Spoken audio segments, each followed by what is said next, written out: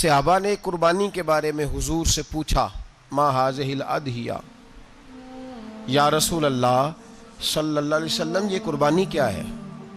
تو فرمایا سنت ابیکم ابراہیم، یہ تمہارے باپ حضرت ابراہیم کا طریقہ ہے، یہ تمہارے باپ حضرت، حالانکہ قربانی نبی پاک صلی اللہ علیہ وسلم کا بھی طریقہ ہے، لیکن فرمایا تمہارے باپ حضرت ابراہیم، حضرت ابراہیم کے ذکر کو باقی رکھا۔ اللہم صلی علی محمد وعلی آل محمد کما صلیت علی ابراہیم وعلی آل ابراہیم، ان کے تذکرے کو باقی رکھا دین کے اندر۔ حضرت ابراہیم بڑی امتیازی شان والے نبی ہیں، بڑی امتیازی شان والے۔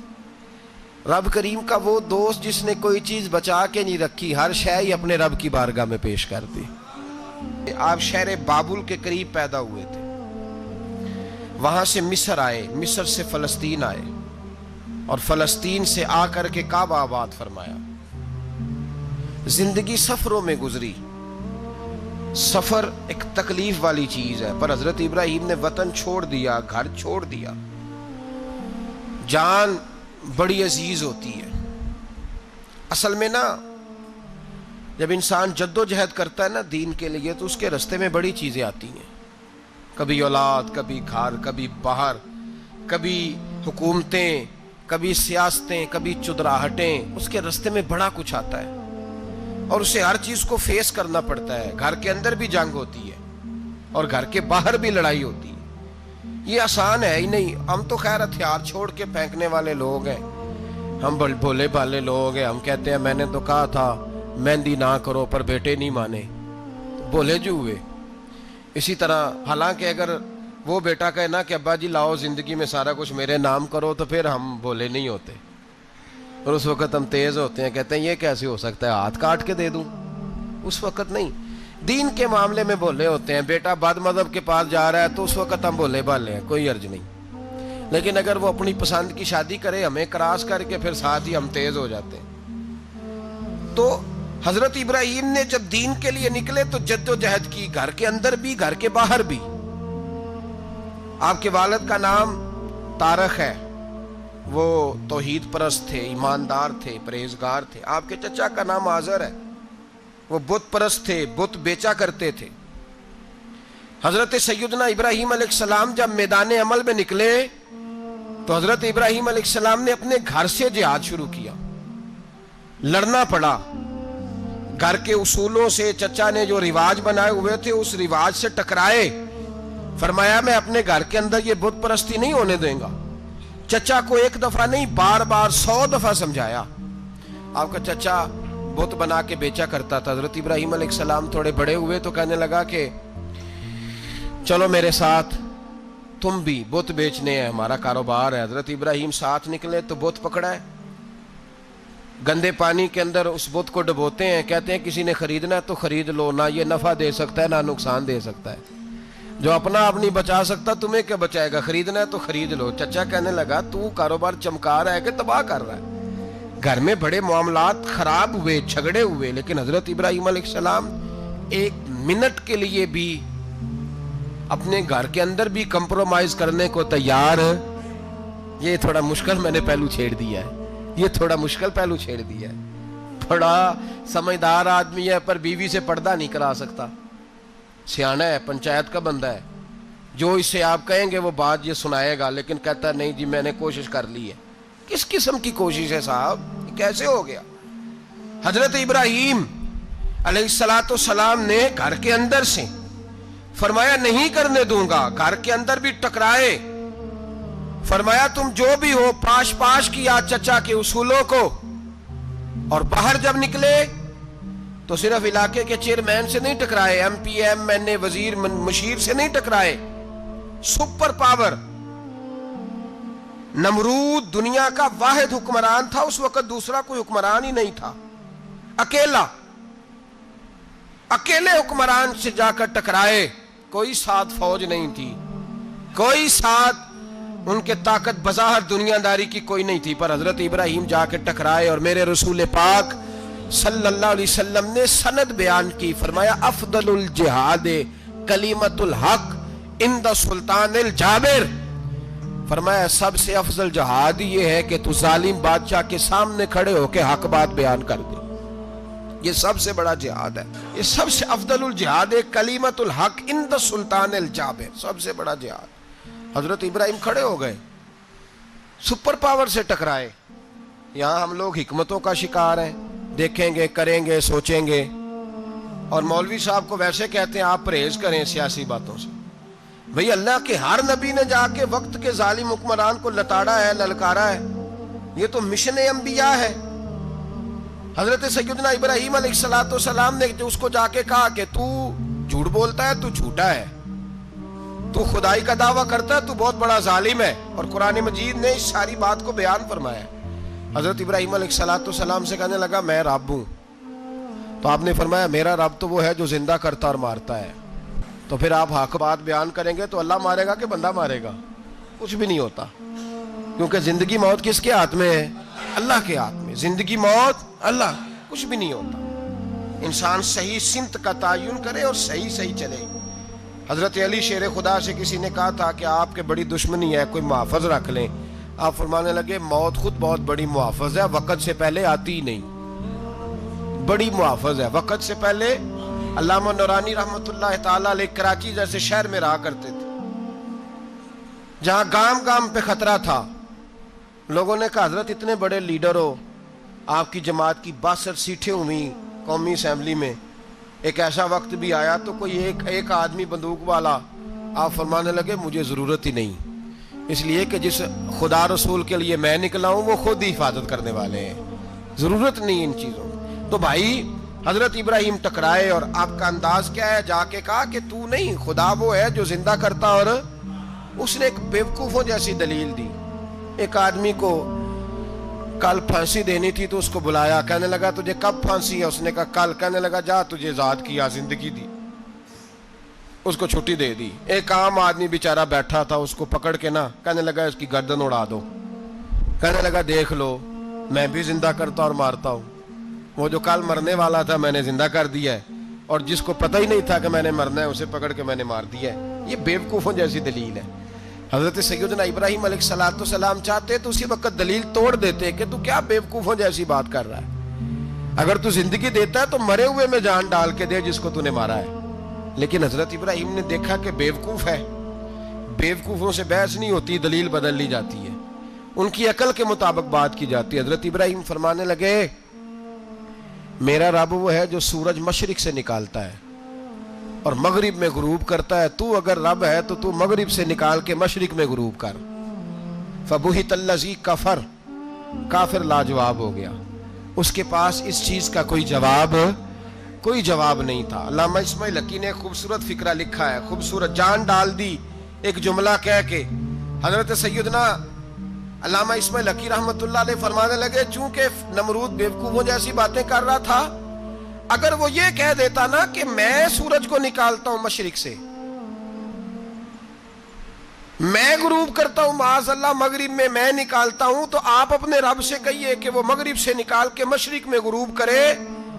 علامہ اسماعیل حقی فرماتے ہیں رب کریم کی آواز قدرت تھی, مالک حضرت ابراہیم علیہ السلام کے اس, اگر وہ کہہ دیتا اور حضرت ابراہیم دعا کر دیتے تو رب کریم نے فرشتوں کو تیار بٹھایا ہوا تھا. فرمایا اگر یہ کہہ دے میرے خلیل سے کہ سورج مغرب سے نکال کے مشرق میں غروب کرنا ہے تو تیار رہنا, جس طرح خلیل کہیں گے ویسے ہی کر دیں گے. واتخذ اللہ ابراہیم خلیلا, ابراہیم ہمارا دوست جو ہوا, جیسے کہے گا ویسے کر دیں گے. حضرت سیدنا ابراہیم علیہ السلام کی باتوں کا جب جواب نہ دے سکا, دلیل نہیں بندہ دیتا, پھر لڑائی کرتا ہے, پھر جھوٹے موٹے اعتراض کرتا ہے.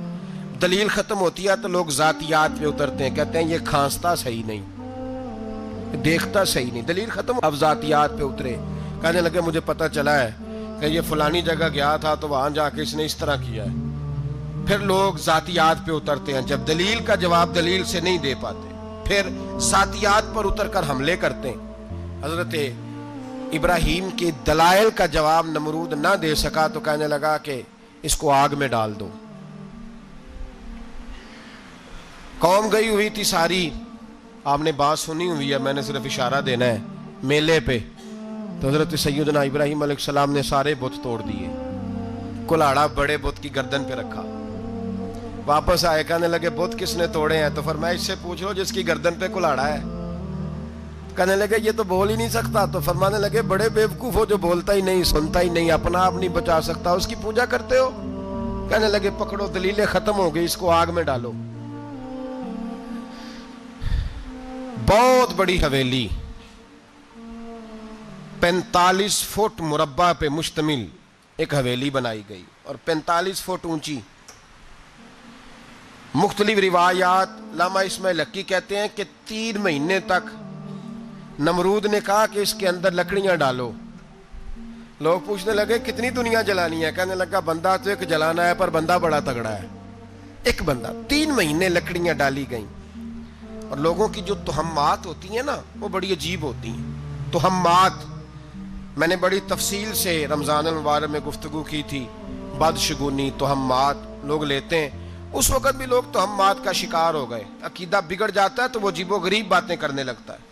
तुहम्मात का शिकार हो गए। बीबियां नज़र मानती, मैं बीमार हूँ, अगर सही हो गई तो इतने मन लकड़ी दूंगी हज़रत इब्राहीम की आग जलाने के लिए। एक औरत लेके जा रही है लकड़ियाँ, तो एक नेक दिल आदमी ने उससे पूछा कहाँ जा रही हो? कहने लगी मैंने मन्नत मानी थी तो हज़रत इब्राहीम अलैहिस्सलाम को माज़ अल्लाह जलाने के लिए लकड़ियाँ लेके जा रही हूँ। तो वो रब करीम के बंदे कहने लगे तू ढूंढती रहेगी, तुझे वो जगह मिलेगी नहीं।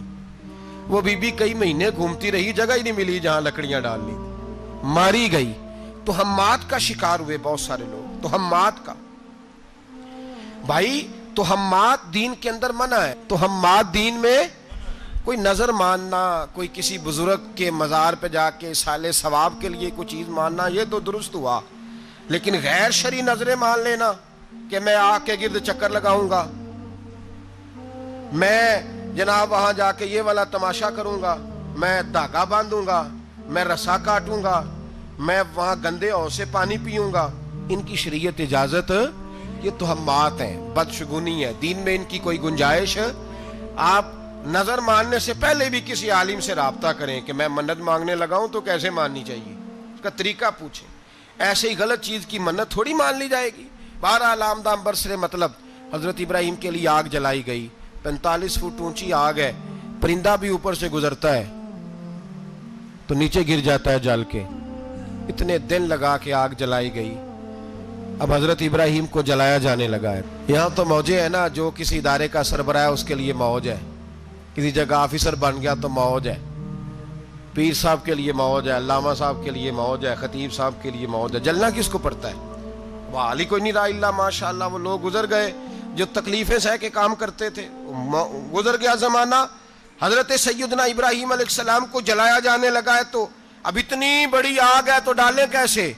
शैतान ने तजवीज दी कि मंजनीक बनाओ। मंजनीक, बड़े बड़े बांस बांध के उनके नीचे रस्सा बांधो। वो जिस तरह झूलने के लिए झूला बनाया जाता है, इस तरह एक मंजनीक पुराने जमाने में उसमें पत्थर रख के फेंके जाते थे दुश्मनों पे। वो मंजनीक बनाई गई कि दूर से हजरत इब्राहीम को फेंकेंगे। हाथ हजरत इब्राहीम के बांध दिए, पाँव मुबारक बांध दिए, पूरी जमीन पे एक नाम लेने वाला खुदा का। और उसको आज रस्सियों में जकड़ा हुआ है। जब फेंका जाने लगा ना आग में, हूरे रोने लगी, फरिश्ते तड़पने लगे, ए अल्लाह ये क्या होने लगा है? एक तेरा खलील और वो भी आग में। फरमाया जाओ जाके उससे कहो अगर तुम्हारी मदद लेता है तो उसे बचाओ। हवा का फरिश्ता आया, कहा इब्राहीम अगर तू कहे। ओ भाई, इन चीजों को कहानी समझ के ना सुना करें, ये दास्तान नहीं, ये वो तरीके हैं जो हमारे रसूल ने हमें अपनाने का हुक्म इरशाद फरमाया है। जो अकीदे, ये वो नजरियात है जो हमें ओढ़ने को कहा गया।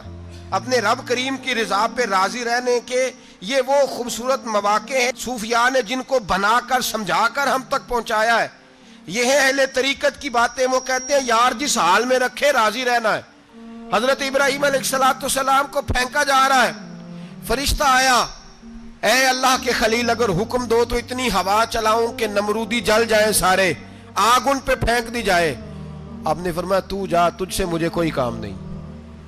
थोड़ी देर के बाद पानी का फरिश्ता आया, कहा हुजूर इतनी बारिश बरसाऊंगा कि आग बुझ जाएगी। फरमाया तू जा, तुझसे कोई काम नहीं।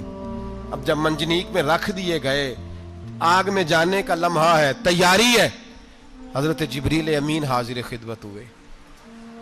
کہا ابراہیم کوئی حاجت؟ فرمایا تجھ سے کوئی نہیں. کہا چلو مجھ سے نہیں تو رب کریم سے ہی بات کر لو, مجھے پتا ہے میں چھوٹا ہوں, آپ مجھ سے مدد کیوں لوگے, رب کریم سے ہی بات کر لیں. تو حضرت ابراہیم کہنے لگے جبریل یہ بتا, رب کو نہیں پتا اس کا خلیل کس حال میں ہے؟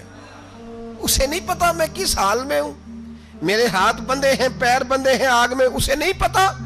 بتایا تو اسے جاتا ہے جس سے خبر نہ ہو. تو اگر اسے پتا ہے تو اگر وہ جلانے پہ راضی ہے تو میں بھی جلنے کو تیار ہوں, میں تیار ہوں. اسے کہو ٹھیک ہے. حضرت سیدنا ابراہیم علیہ السلام کو منجنیق میں ڈال کے جو پھینکا آگ میں, یا نارکونی بردم و سلام علی ابراہیم, اللہ نے فرمایا اے آگ میرے ابراہیم پہ ٹھنڈی بھی ہو جا اور سلامتی والی بھی ہو جا. حضرت ابراہیم کو 2 فرشتوں نے بٹھا دیا زمین پہ, پھول کھلے ہیں, کونپلیں مہک رہی ہیں, کلیاں خوشبو دے رہی ہیں. حضرت ابراہیم نے سر سجدے میں رکھ دیا, سبحان اللہ والحمد للہ ولا الہ الا اللہ واللہ اکبر. حضرت ابراہیم اللہ کی تسبیح پڑھنے لگے, رب کریم کا شکر بجا لانے لگے. نکلے وہاں سے, کچھ دن گزر گئے, نکلے, حکم ہو گیا ابراہیم علاقہ چھوڑ دو. حضرت ابراہیم علیہ السلام وہاں سے نکل کے مصر آئے, چچا کے پاس ٹھہرے. انہوں نے اپنی بیٹی جناب سارہ کا نکاح کر دیا. کچھ آگے بڑھے تو ایک ظالم بادشاہ سے ٹکرائے. اس نے ایک شہزادی, ایک بادشاہ کی بیٹی قید کی ہوئی تھی, جناب ہاجرہ نام تھا, ان کو قید سے چھڑا کے ساتھ لائے. حضرت لوط علیہ السلام بھی ساتھ. یہ 4 لوگوں کا قافلہ چلا, فلسطین میں جا کے پڑاؤ ڈالا, گھر بار چھوڑا, تبلیغ شروع ہوئی. حضرت ابراہیم کے گھر میں 2 خواتین ہیں, ایک آپ کی بیوی ہیں, ایک حضرت ہاجرہ ہے. اولاد کوئی نہیں, بڑا میوہ ہے میٹھا. گھر وہی آباد ہوتا ہے جس میں بچے روتے ہیں, گھر ہوتا ہی وہ ہے جس میں بچوں کی چنچناہٹ ہوتی ہے, بھن بھناہٹ ہوتی ہے. حضرت ابراہیم نے ایک بچہ روتے ہوئے دیکھا تو آنکھوں میں آنسو آئے, کہنے لگے ربی حب لی من الصالحین, یا اللہ مجھے بھی نیک اولاد عطا کر دے. حضرت سارہ نے سن لیا, کہنے لگی ابراہیم شاید میرے بطن سے تو آپ کو نصیب نہیں, ہاجرہ سے نکاح کر لو. جناب ہاجرہ سے نکاح ہوا. اللہ تو بڑا بے نیاز ہے, رب کریم نے حضرت اسماعیل جیسا خوبصورت بیٹا عطا فرمایا. بیٹا کالا سیاہ ہو تو سینے کی ٹھنڈک ہوتا ہے, پر یہ تو وہ بیٹا ہے جس کی پیشانی میں نور محمدی چمکتا ہے صلی اللہ علیہ وسلم. حضرت سیدنا اسماعیل علیہ اتنے خوبصورت. اب جس بیوی کے ہاں بیٹا تھا, بیٹھنا اٹھنا بھی زیادہ اس کے پاس, آنا جانا بھی اس کے پاس, توجہ ادھر ہو گئی. جناب سارہ رشک کرنے لگی. ایک دن کہنے لگی اسے چھوڑ آ جنگل میں, وادی غیر ذی زرع, مکے کے پاس. بھائی ایک بیٹا عالم دین بنا لو. کہنے لگا روٹی کہاں سے کھائے گا؟ تیرے 5 بیٹے ہیں, کو حافظ قرآن بنا, کہتے روٹی کہاں سے کھائے گا؟ وہ بچہ بھی کہتا ہے میں کہاں سے کھاؤں گا. حضرت ابراہیم علیہ السلام تو چند مہینے کا بچہ چھوڑ آئے, تو کہاں سے روٹی کھائی حضرت اسماعیل نے؟ کہاں سے کھائی ان کی اماں نے روٹی؟ بھوکے مر جاتے ہیں یہ سارے. میں بڑی ذمہ داری سے کہا کرتا ہوں کہ جتنی خوبصورت روٹی اللہ کریم دین کے خادموں کو عطا کرتا ہے شاید کسی اور کے نصیب ہوتی ہو, لیکن ہم لوگ توجہ ہی نہیں کر رہے, ہمارا ذوق ہی نہیں بن رہا, ہم یہ محنت ہی نہیں کر رہے کہ قوم کو مستند علماء کی ضرورت ہے. علاقوں کے علاقے خالی ہیں, ادھر ہمارا مزاج ہی نہیں بن رہا, توجہ ہی نہیں دین کی خاطر. اور پھر چلے بچے تو بعد کی بات ہے نا, جو ابھی خود جوان ہے وہ بھی تو یہ دعا. ایک صاحب مجھے کہنے لگے میں دعا مانگ رہا ہوں اللہ مجھے بیٹا دے تو میں اسے دین پہ لگاؤں گا. تو میں نے کہا آپ بھی بوڑھے نہیں ہوئے, آپ خود ہی لگ جائیں, بیٹا تو ابھی آئے گا تو لگے گا نا. تو آپ تو اس وقت ہے تو آپ تو پہلے لگے نا صاحب, 2 گھنٹے تو نکال کے آئے, دین سیکھنے کو کافی ہے. آپ اتنی لمبی سوچ رہے ہیں کہ بچہ آئے گا تو بڑا ہوگا تو وہ جائے گا تو دیکھی جائے گی, ابھی تو آپ ہیں تو آپ تو آؤ. حضرت ابراہیم نے بچہ وہاں چھوڑا. یہاں سے جو عمرہ کرنے لوگ جاتے ہیں نا, جو حج کرنے جاتے ہیں, ان کو پتا ہے کہ وہاں دنیا کی ہر نعمت ملتی ہے, پھر بھی ڈبل ٹرپل پیسے لوگ جیبوں میں ڈال کے جاتے ہیں. حضرت ابراہیم جب وہاں لے کے گئے تو کوئی انسان نہیں تھا, پانی کا قطرہ نہیں تھا, 2 کلو کھجوریں, ایک مشکیزہ. بیوی کو تھمایا. ہمارے گھر میں ہزاروں چیزیں پڑی ہیں, لیکن وہ جو توکل ہے نا وہ ختم ہو گیا ہے. اللہ دے گا, حلال حلال پہ قناعت کرے, جائز جائز پہ بھروسہ کرے, رب کریم عطا کرنے والا ہے, وہ مزاج ختم ہو گیا. حضرت سیدنا ابراہیم علیہ السلام 2 کلو کھجوریں 1 مشکیزہ پانی کا دے کر کے اور وہاں بٹھایا آپ نے اپنے بچے کو اور اپنی زوجہ جناب ہاجرہ کو، اور بٹھا کر کے واپس پلٹنے لگے تو حضرت ہاجرہ سلام اللہ علیہ نے آواز دی، کہا ابراہیم کس کے سہارے پہ چھوڑ کے جا رہے ہو؟ جہاں آب زمزم کا کنواں ہے نا، جو لوگ گئے ہیں جنہوں نے صفا مروہ کی صحیح کی ہے، صفا مروہ سے باہر نکلے نا، سرکار کی ولادت کا مقام ہے، اس جگہ پہ آب زمزم کا کنواں تھا، وہاں حضرت سیدنا ہاجرہ کو بٹھایا، کوئی چیز نہیں، کوئی درخت نہیں، کوئی کھیت نہیں، کوئی پانی نہیں، کوئی کنواں نہیں، وہاں بٹھایا اور بٹھا کر کے نکلنے لگے تو جناب ہاجرہ فرمانے لگی ابراہیم کس کے سہارے پہ چھوڑ کے جا رہے ہو؟ کہنے لگے اللہ کے سہارے پہ۔ تو پاک باز بی بی نے ایک لفظ پوچھا، کہا ابراہیم یہ میرے رب کا حکم ہے، یہ میرے، بس جن کا عقیدہ توحید مضبوط ہو ان کے لیے ایک جملہ کافی ہوتا ہے، یہ میرے اللہ کا حکم ہے۔ تو جناب ابراہیم علیہ السلام فرمانے لگے ہاجرہ ہاں رب کا حکم ہے۔ جب یہ لفظ کہے تو چاہیے تھا نا حضرت ابراہیم تسلی دیتے، تو بی بی صاحبہ تسلی دینے لگی، عرض کرنے لگی ابراہیم اگر اللہ کا حکم ہے تو پھر آپ ہماری فکر نہ کرنا، اگر یہ رب کا حکم ہے تو پھر ہماری فکر نہ کرنا، جس رب نے ہمیں یہاں تک پہنچایا ہے وہ ہمیں کبھی بھی ضائع نہیں فرمائے گا، پھر فکر نہ کرنا۔ حضرت ابراہیم آ گئے، بات آپ نے سنی ہوئی ہے، اشارہ کرنا مقصود ہے۔ 13 سال میں چلے مان بھی لیا جائے بعض روایات کی روشنی میں کہ آتے جاتے بھی رہے، لیکن مکمل دیکھ بھال اپنے بچے کی پرورش میں پورا حضرت ابراہیم علیہ السلام کا کردار، سارا کردار ماں کا تھا۔ میں جب خواتین کے بارے میں کوئی بات کرتا ہوں تو میں آپ کو اکثر کہتا ہوں کہ یہ صرف بیوی کے لیے حکم نہیں ہوتا، یہ ٹریننگ بیٹی کو دینی ہے اور بہن کو دینی ہے، یہ تربیت کریں اپنے گھر میں۔ میں تجربے کی روشنی میں یہ بات عرض کیا کرتا ہوں کہ بھائی بچے باپ کے فرما بردار اس وقت ہوتے ہیں جب اماں انہیں باپ کا فرما بردار کرتی ہے، اور بچے باپ کے نافرمان بھی تب ہوتے ہیں جب اماں انہیں باپ کا۔ میں نے اپنے کانوں سے سنا ایک دفعہ ایک بچہ اپنے باپ سے کہہ رہا ہے آپ نے تو ساری زندگی باہر گزار دی، پیسے کمانا کون سا مشکل کام ہے، دکھ سکھ تو سارے اماں نے برداشت کیے، سکولوں میں وہ جاتی تھی، فلانا کام وہ کرتی تھی، فلانا کام۔ اب یہ سوچ اس کی ذاتی تو نہیں، یہ اس کو دی گئی ہے، اور اگر اس کو یہ سوچ دے دی جائے کہ اماں کہے کہ میں تو اپنوں میں رہی ساری زندگی، میں نے تو اپنوں میں وقت گزارا، اور تیرا باپ تو کئی دفعہ جنازے بھی نہیں پڑھ سکا، اس نے تو ماں باپ ایسے دفن کر دیے، وہ اگر یہ سوچ فراہم کرے تو پھر بچہ باپ کا فرما بردار ہوتا ہے۔ اور یہ والی روایتیں ہم بیوی کو سناتے ہیں، حالانکہ کس کو سنانی چاہیے؟ بولیے، بہن اور بیٹی کو، بہن اور بیٹی کو سنائیں یہ باتیں، ان کو سمجھائیں تاکہ آگے جا کے وہ جو گھر ترتیب دیں وہ گھر بڑا عمدہ اور نکھرا ہوا ہو۔ حضرت سیدنا ابراہیم 13 سال کے بعد آئے، چونکہ گھر میں اللہ تبارک و تعالیٰ کی دوستی کا چرچا تھا، اللہ تبارک و تعالیٰ کی محبوبیت کا غلبہ تھا۔ 13 سال کے بعد فلما بالغ معہ سعیا، بیٹا جب اتنا بڑا ہوا کہ ساتھ چلنے لگا تو حضرت ابراہیم نے اپنے بیٹے کو بلا کے کہا بیٹا مجھے خواب آئی ہے، میں تجھے ذبح کر رہا ہوں، تیری کیا رضا ہے؟ تو حضرت اسماعیل کہنے لگے یا ابت افعل ما تؤمر، ابا جی اللہ جیسے حکم دیتا ہے میرے ساتھ ویسے ہی کریں، جیسے اللہ حکم دیتا ہے ویسے ہی، بولیے، ویسے ہی کریں۔ حضرت ہاجرہ کو کہا کہ ایک دوست نے دعوت کی ہے تو وہاں جا رہے ہیں، بی بی مطمئن ہے، تفصیلات کی ضرورت نہیں، ختم بات، اعتبار ہے، مطمئن ہو گئی۔ شیطان پیچھے سے آیا اماں کے پاس، ذرا تھوڑی دیر کے لیے تصور جمائیے، یہاں تو پڑوسن آ کے کوئی بات بتا دیتی ہے خاوند کے بارے میں تو کئی مہینے جھگڑا جاری رہتا ہے، پڑوسن محلے دار۔ شیطان نے آ کے بتایا لفظ کیا ہے؟ کہا حضرہ تمہیں پتا ہے کہاں جا رہے ہیں؟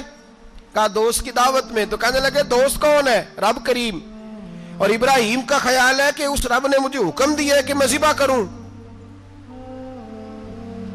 تو حضرت ہاجرہ کہنے لگی کبھی باپ بھی بیٹا ذبح کرتے ہیں؟ تو شیطان کہنے لگا ان کا خیال ہے کہ ان کے رب نے حکم دیا ہے۔ تو جناب ہاجرہ فرمانے لگی اگر رب نے حکم دیا تو پھر تو مجھے شیطان لگتا ہے، تو مجھے شیطان لگتا ہے۔ کہا کیا مطلب؟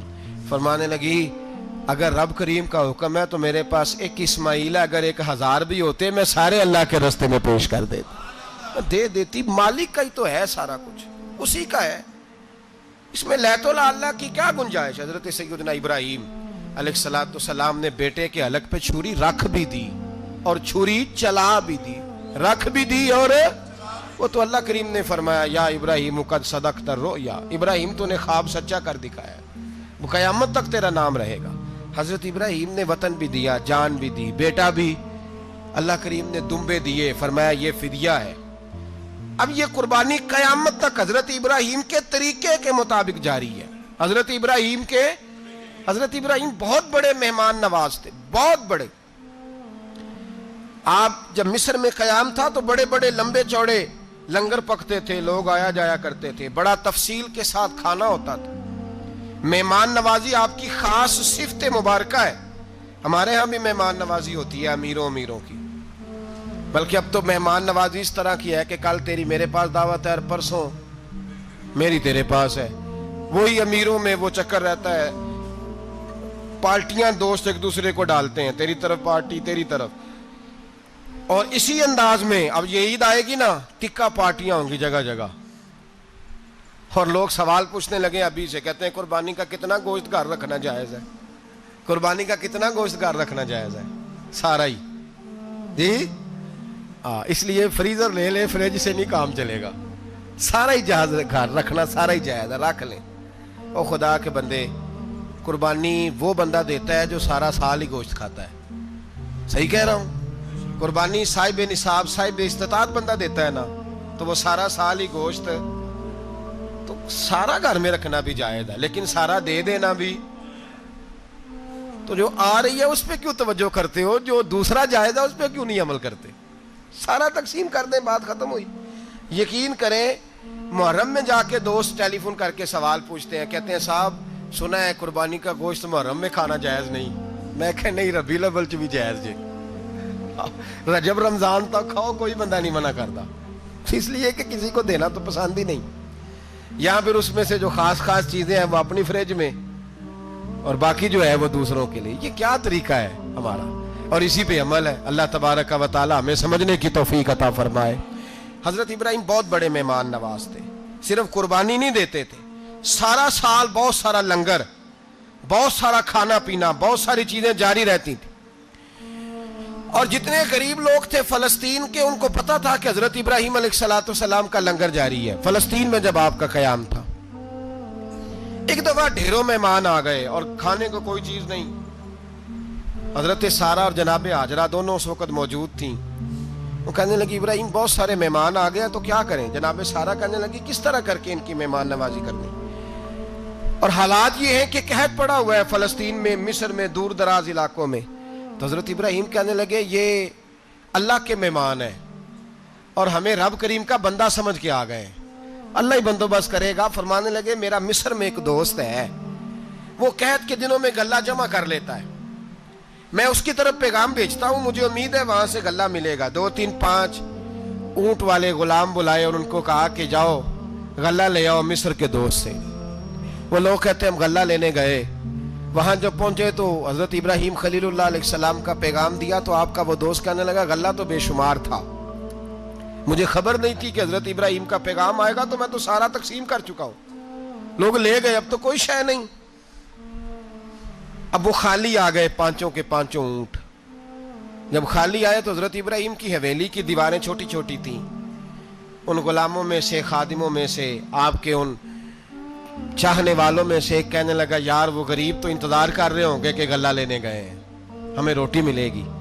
چھوٹی چھوٹی دیواریں ہیں، وہ جب دیکھیں گے نا خالی آ گئے تو انہیں تکلیف ہوگی، اس طرح کرو بوریوں میں ریت بھر لیتے ہیں، ریت بھر کے لے جاتے ہیں، بعد میں اندر رکھ کے انہیں سمجھا بہلا لیں گے یا حضرت ابراہیم کو بتائیں گے، وہ خود ہی ان لوگوں کی دل جوئی فرمائیں گے۔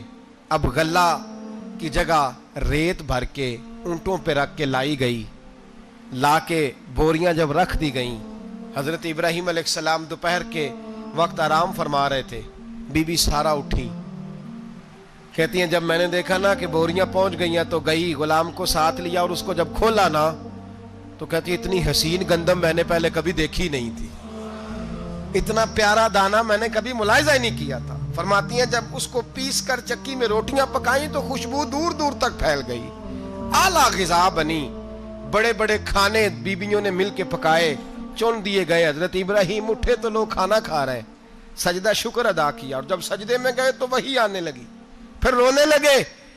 جب پلٹ کر باہر تشریف لائے تو جناب سارا کہنے لگی ابراہیم تمہارا مصری یار بڑا اچھا ہے, اس نے اتنی اعلیٰ گندم بھیجی ہے کہ اتنی تو میں نے پیاری گندم کبھی دیکھی نہیں. جناب ابراہیم مسکرائے, فرمانے لگی سارا یہ مصری یار نے نہیں بھیجی, یہ میرے عرشی یار نے بھیجی ہے, یہ میرے عرشی یار نے بھیجی ہے. بھائی مہمان نوازی مزاج تھا, ہاتھ لٹا دینا مزاج تھا, دوسروں کی اشک شوئی مزاج تھا. حضرت ابراہیم علیہ السلام کا طریقہ ہے قربانی, حضور نے ان کا طریقہ بیان کیا. اگر سال کے بعد قربانی دینا ان کا طریقہ ہے تو سارا سال غریبوں کو روٹی دینا بھی حضرت ابراہیم کا طریقہ ہے. سارا سال غریب کی نوکری کرنا یہ بھی حضرت ابراہیم کا طریقہ ہے. بھوکے کو کھانا کھلانا یہ بھی. میرے مصطفیٰ کریم سید عالم صلی اللہ علیہ وسلم سے صحابہ نے پوچھا حضور بہترین مسلمان کون ہے؟ بہترین مسلمان, تو حضور نے فرمایا جو سلام لینے میں پہل کرے اور غریب کو روٹی کھلانے میں سب سے اچھا ہو, وہ بہترین مسلمان ہے, زبردست مسلمان. ہمارے ہاں دعوتیں ہوتی ہیں تو امیروں کی, افطاریاں ہیں تو امیروں کی, اور میرے مصطفیٰ کریم علیہ السلام نے فرمایا بدترین دعوت ہے جس میں امیر بلائے جائے غریب نہ بلائے جائے, وہ بدترین دعوت. حضرت ابراہیم کا طریقہ رہا ساری زندگی مہمان نوازی. اور دوسرا ان کا مزاج تھا, اللہ سے پیار ہو گیا تھا نا. جب رب کریم سے محبت ہوتی ہے نا, اور محبت کا احساس ہوتا ہے دل میں, پھر سجدے لمبے ہوتے ہیں. عام آدمی تو نماز بھی نہیں پڑھ سکتا, جس سے خدا سے محبت ہوتی ہے وہ تہجد بھی نہیں چھوڑ سکتا. وہ یہ محبت کی بات ہے نا, جس کو پیار ہوتا ہے اس کی تہجد بھی ہے, اس کی اشراق بھی ہے, چاشت بھی ہے, اس کے عمرے بھی ہیں, اس کے حج بھی ہیں, اس کے بار بار کعبۃ اللہ کے دیدار بھی ہیں. یہ محبت الہی ہے, جوش مارتی ہے. ان لوگ سجدہ کرتے ہیں تو اٹھتے ہی نہیں, اللہ کے بندوں سے پیار کرتے ہیں اللہ کی. حضرت ابراہیم کو رب کریم سے اتنی محبت تھی, اتنا پیار تھا کہ وہ آپ کی زندگی کے ہر پہلو سے چھلکتا تھا. ایک وقت ایسا آیا کہ اللہ تعالیٰ نے حضرت ابراہیم کو بہت زیادہ مال عطا فرمایا.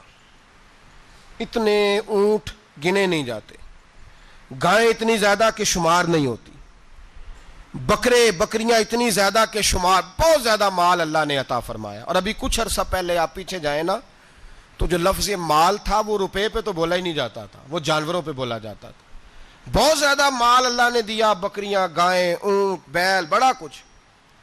تو رب کریم نے فرشتوں سے فرمایا کہ واتخذ اللہ ابراہیم خلیلا, ابراہیم میرا دوست ہے. تو فرشتے کہنے لگے یا اللہ جسے اتنا کچھ دیا جائے اس نے دوست تو بننا ہی ہوتا ہے, تو نوازا ہی بڑا ہے, اتنا مال, اتنے کھیت کھلیان, اتنا کچھ. اللہ کریم نے فرمایا جاؤ آزمائش کر لو, امتحان لے لو. فرشتہ امتحان لینے پہنچ گیا. حضرت ابراہیم کے جانور چر رہے ہیں چراگاہ میں, حضرت ابراہیم بھی ہیں, غلام بھی ہیں, بہت بڑا ریوڑ ہے, آپ تشریف فرمائیں. ایک فرشتہ آیا تو کھیت میں چھپ کے بیٹھ گیا اور بلند آواز سے کہنے لگا سبحان اللہ والحمد للہ ولا الہ الا اللہ واللہ. یہ تسبیح بڑی پسند ہے, محبوب نے ان کی فضیلت بیان کی. اب وہ حضرت سیدنا ابراہیم علیہ السلام کھڑے تھے تو وہ کھیت میں بیٹھ کے تسبیح پڑھنے لگا سبحان اللہ والحمد للہ ولا الہ الا اللہ. حضرت ابراہیم کہنے لگے یہ میرے رب کا نام کون لے رہا ہے, بڑی اس کی میٹھی آواز ہے, بڑی, کون ہے؟ ڈھونڈنے لگے, گھومتے گھومتے اس کے پاس چلے گئے, فرشتہ انسانی شکل میں. تو میرے رب کا ذکر کر رہا تھا؟ اس نے کہا میں ہی کر رہا تھا. فرمانے لگے یار ایک دفعہ پھر نہیں کرتا؟ تو کہنے لگا ابراہیم پہلے تو میں اپنی مرضی سے کر رہا تھا, تو کہتا ہے تو پیسے لگیں گے, پیسے ہیں تو کر دیتا ہوں. حضرت ابراہیم کہنے لگے بول تو کیا لے گا, میرے اللہ کا ذکر سنانے کا کیا لے گا؟ کہنے لگا جتنی بکریاں آپ چرا رہے ہیں ساری دے دے تو میں اللہ کا ذکر سنا دیتا ہوں. اور آپ نے فرمایا بس جا تیری ساری ہوئی, میرے رب کا ذکر سنا. اور پھر شروع ہو گیا سبحان اللہ الحمد للہ ولا الہ الا اللہ واللہ اکبر. حضرت ابراہیم علیہ السلام کیف میں, یار پھر ذرا سنا, نہ علماں وچ پھسا سانو, تو یار دی گل سنا سانو, ذرا دوبارہ سنا. پھر سنایا, ایک دفعہ پھر کہا. فرشتہ کہنے لگا بس جی آپ کے پیسے پورے ہو گئے. حضرت ابراہیم کہنے لگے چل ایک دفعہ اور سنا. کہنے لگا پیسے لگیں گے, تو کیا لے گا؟ کہنے لگا گائیں بھینسیں ساری میری. فرمایا بس یار اتنی قیمت, تو سنا صحیح, سارا کچھ ہی تیرا. پھر شروع ہو گیا سبحان اللہ والحمدللہ ولا الہ الا اللہ واللہ اکبر. گائیں دے دیں، بھینسیں دے دیں، وہ ذکر سناتا ہے. حضرت ابراہیم کبھی مچلتے ہیں، کبھی روتے ہیں، کبھی آہیں بھرتے ہیں. تو میرے رب کا نام لے رہا ہے، ذرا پھر سے لے. کیف جاری ہے. کہنے لگا بس بھائی. حضرت ابراہیم فرمانے لگے تو اور لے لے جو لینا ہے، مجھے ذکر سنا. اس نے کہا ابراہیم بکریاں میں لے چکا، گائے بھینسیں میں لے چکا، اونٹ رہ گئے، سارے لے لوں گا پھر ذکر سناؤں گا. فرمایا جا تیرا ہوا تو ذکر سناتا رہ، میں دیتا ہوں. دے دیا. کچھ دیر ذکر کیا تو اب خاموش ہو گیا. حضرت ابراہیم خلیل اللہ علیہ السلام فرمانے لگے ذکر سنا. کہنے لگا ابراہیم اب تیرے پاس دینے کو کیا ہے، ہر چیز تو میں لے چکا. آپ فرمانے لگے یہ گائے بھینسیں بکریاں چرانے کے لیے تجھے کوئی نوکر ملازم بھی تو چاہیے نا. تو اس طرح کر مجھے رکھ لے، میں روٹی نہیں مانگوں گا، کھانا نہیں مانگوں گا، تو اللہ کا ذکر سناتا رہنا، میں تیرے جانوروں کی نوکری کرتا رہوں گا. حضرت ابراہیم علیہ السلام نے جب یہ کہا نا، فرشتے کی آنکھوں میں آنسو آ گئے. تر دامنی پہ شیخ ہماری نہ جائیے، ہم دامن نچوڑ دیں تو فرشتے وضو کریں. فرشتہ رو پڑا اور کہنے لگا ابراہیم مجھے سینے سے لگاؤ، آپ واقعی اس قابل ہیں کہ اللہ آپ کو اپنا دوست بنائے، واقعی اس قابل ہے کہ رب آپ کو اپنا. حضرت ابراہیم علیہ السلام کا خدا سے محبت کرنے کا نرالا انداز. اور میرے بھائی یہی محبت انہیں میرے مصطفیٰ سے بھی تھی. ایک نبی گھر بنا رہا ہے، دوسرا بنوا رہا ہے. حضرت اسماعیل علیہ السلام پتھر اٹھا اٹھا کے لا رہے ہیں، جناب ابراہیم بنا رہے ہیں. جب خانہ کعبہ بن گیا تو کہنے لگے ربنا وابعث فیہم رسولا، اے اللہ اب اسے بسانے کے لیے اپنا آخری رسول بھی عطا فرما. نبی پاک فرماتے ہیں میں دعا ہوں حضرت ابراہیم کی. یہ قربانی حضرت ابراہیم کا طریقہ ہے.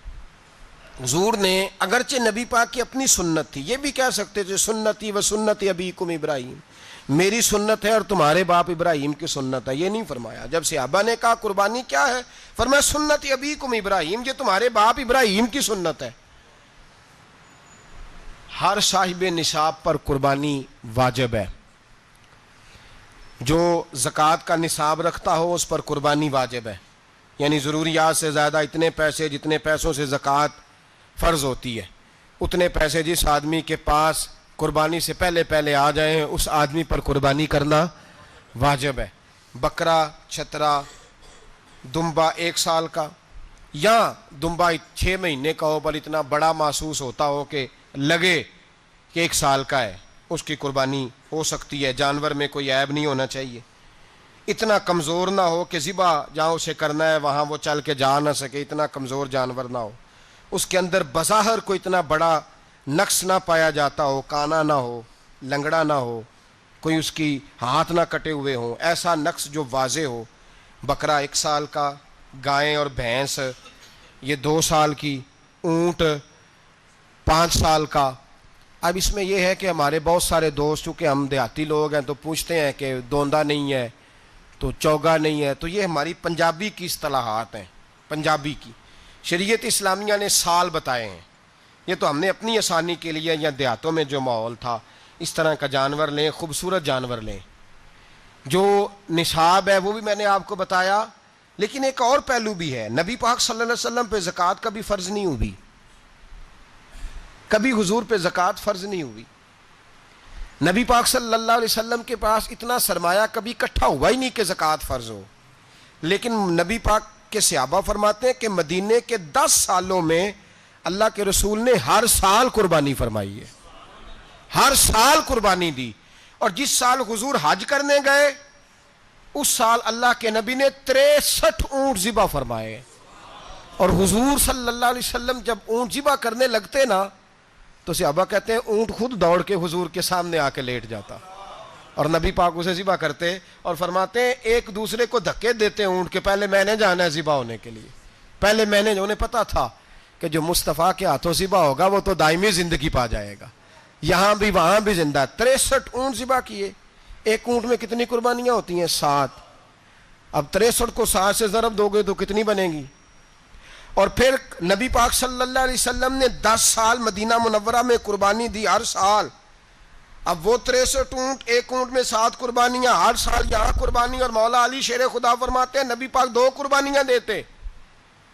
میں نے کہا حضور 2 جانور ذبح کر رہے ہیں آپ، تو حضور نے فرمایا ایک میری طرف سے ایک میری امت کی طرف سے. غریبوں کی طرف سے. اور حضرت علی کو حضور نے وصیت فرمائی تو 2 دیا کرے گا. یا رسول اللہ صلی اللہ علیہ وسلم میں غلام ہوں، خادم ہوں.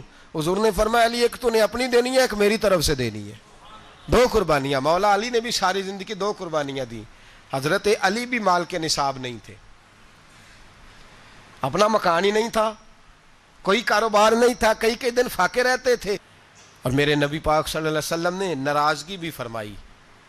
ذرا خوگر حمد سے تھوڑا سا گلا بھی سن لے. میرے حبیب نے فرمایا جو طاقت کے باوجود قربانی نہ کرے وہ ہماری عیدگاہ میں عید کی نماز پڑھنے نہ آئے، وہ نہ آئے.